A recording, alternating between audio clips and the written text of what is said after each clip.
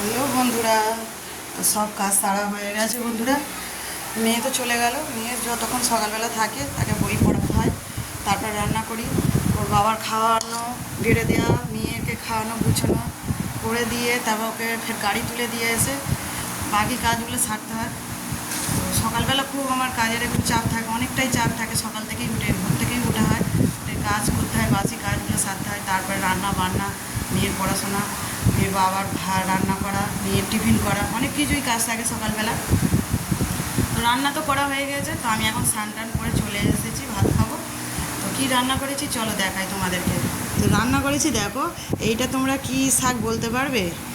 এটা কেউ বলতে পারবে না, তো আমি তোমাদেরকে বলি। এটা হলো আলু দিয়ে ভেজেছি চুক্তি ফুলের পাতা। যুক্তি ফুলের পাতা দিয়ে আলু দিয়ে ভাজা, জাস্ট অসাধারণ খেতে। যুক্তি ফুল যেরকম তেতো হয়, এটাও এই শাকটাও পুরোপুরি তেতো খেতে। আর করেছি দেখো পটল আলু দিয়ে একটা তরকারি আদা বাটা দিয়ে। আর করেছি দেখো ডাল করেছি। তো ডাল এখনও অনেক আছে, ডাল টমেটো দিয়ে করেছি। আর দেখো এটা আমের চাটনি। আমের চাটনিটা গতকালের চাটনি তো ছিল, তো সেটা এখন আমি বের করে নিয়ে চলে এলাম খাওয়ার জন্যে।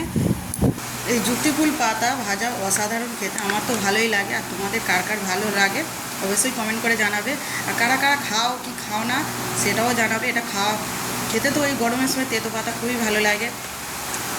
আর বন্ধুরা, মেয়ে তো স্কুলে চলে গেছে, এখন আমাকে একলাকেই খেতে হচ্ছে।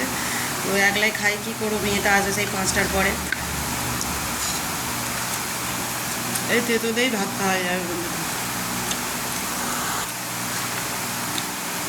তো আমরা খেতে থাকি, তোমরা কারা কারা খাবে চলে এসো বন্ধুরা।